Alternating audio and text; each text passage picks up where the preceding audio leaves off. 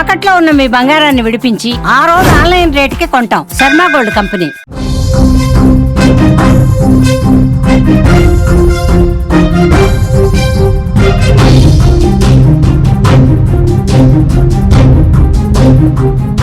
Breaking news చూస్తున్నాం. కాంగోలో మారణ హోమానికి సంబంధించిన వార్త. క్యాథలిక్ చర్చిపై దాడి చేశారు. 38 మంది మృతి చెందారు, పలువురికి తీవ్ర గాయాలయ్యాయి. దాడి చేసింది ఐఎస్ అనుబంధ ఇస్లామిక్ ఉగ్రవాదులుగా తెలుస్తోంది. చర్చిలోకి తుపాకులు కత్తులతో వచ్చి నరమేధం సృష్టించారు. పలువురిని తమ వెంట ఉగ్రవాదులు తీసుకెళ్లినట్టుగా సమాచారం. దాడికి ముందు చుట్టుపక్కల నివాసాలకు నిప్పు కూడా పెట్టారు. మృతుల సంఖ్య మరింత పెరిగే అవకాశం ఉన్నట్లుగా సమాచారం వస్తోంది. కాంగోలో ఐఎస్ అనుబంధ ఇస్లామిక్ ఉగ్రవాదులు నరమేధం సృష్టించారు. అలైడ్ డెమోక్రాటిక్ ఫోర్స్కు చెందిన మూక చర్చిలో తుపాకులు కత్తులతో దాడి చేసింది. దొరికిన వారిని దొరికినట్టు కాల్చడం, నరగడం చేశారు. ఆదివారం మధ్యాహ్నం క్యాథలిక్ చర్చిలో జరిగిన ఈ దాడుల్లో 38 మంది చనిపోయారు, పలువురికి తీవ్ర గాయాలయ్యాయి. మరికొంతమందిని తమ వెంట తీసుకెళ్లినట్టుగా సమాచారం వస్తుంది. తమతో పాటు అడవుల్లోకి తీసుకెళ్లారన్నట్టుగా ఇన్ఫర్మేషన్ ఉంది. మృతుల సంఖ్య ఇంకా పెరిగే అవకాశం ఉంది. ఉగ్రవాదులు నరమేధంతో చర్చిని ఒక శ్మశానంగా మార్చినటువంటి పరిస్థితి ఉంది. విజువల్స్లో మీరు చూస్తున్నారు.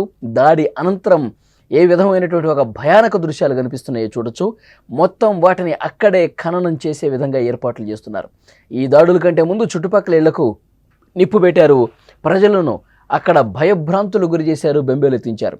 ఇస్లామిక్ స్టేట్తో ముడిపడి ఉన్న ADF Uganda, democratic republic of Congo సరిహద్దు ప్రాంతాల్లో కార్యకలాపాలు నిర్వహిస్తోంది. ముఖ్యంగా ఈ దాడికి సంబంధించిన వార్త ప్రపంచాన్ని షేక్ చేసిందని చెప్తున్నారు. అమెరికా కూడా ఏడీఎఫ్ను ఉగ్రవాద సంస్థగా పేర్కొంది.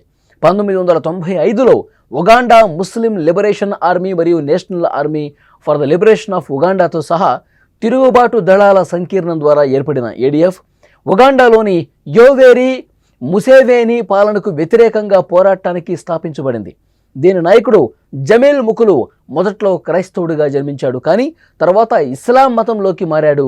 సౌదీ అరేబియాలో చదువుతున్నప్పుడు సలాఫిజం స్వీకరించాడు.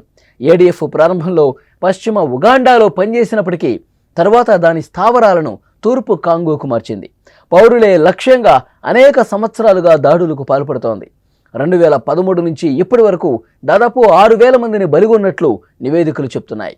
చాలా కాలంగా తూర్పు కాంగోలో అశాంతి కొనసాగుతోంది.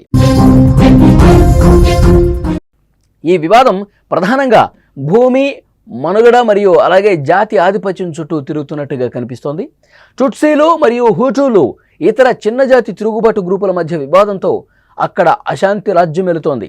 ఎటువంటి తప్పు చేయకుండా నిత్యం అమాయకపు ప్రజలు బలవంతులవుతున్నారు, లేదా అక్కడ గాయాలతో పూర్తిగా సతమతమవుతున్నటువంటి పరిస్థితి. కాంగోలో దాడికి సంబంధించినటువంటి దృశ్యాలు మీరు స్క్రీన్ మీద చూస్తూ ఉన్నారు. అక్కడ పెద్ద ఎత్తున దాడికి పాల్పడ్డారు. చర్చిని పూర్తిగా ధ్వంసం చేసిన పరిస్థితి. ఇప్పటి వరకు మనకు అందినటువంటి సమాచారం 38 మంది చనిపోయారు, ఇంకా చాలామంది తీవ్ర గాయాల పాలైనట్టుగా తెలుస్తోంది. ఈ ఉగ్రవాదులు తమ వెంట తీసుకుని వెళ్ళిపోయారు మరికొంతమందిని. సో వాళ్ళ పరిస్థితి ఏంటనేది కూడా ఇంకా అర్థం కాని పరిస్థితుంది.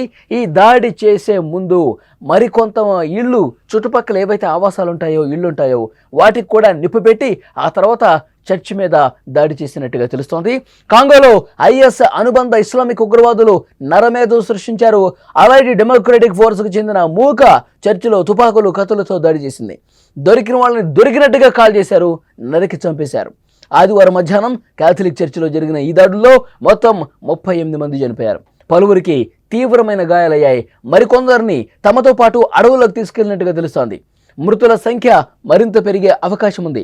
ఉగ్రవాదులు నరమేధంతో చర్చి పూర్తిగా శ్మశానంగా మారిన పరిస్థితి ఉంది. విజువల్స్లో మీరు చూస్తూ ఉన్నారు. మొత్తం కూడా వాటిని అక్కడే ఖననం చేసే విధంగా ప్రస్తుతం ఏర్పాట్లు జరుగుతున్నాయి. కాంగోలో ఉన్నటువంటి ఒక భయానక దృశ్యం మీరు స్క్రీన్ మీద చూస్తున్నారు.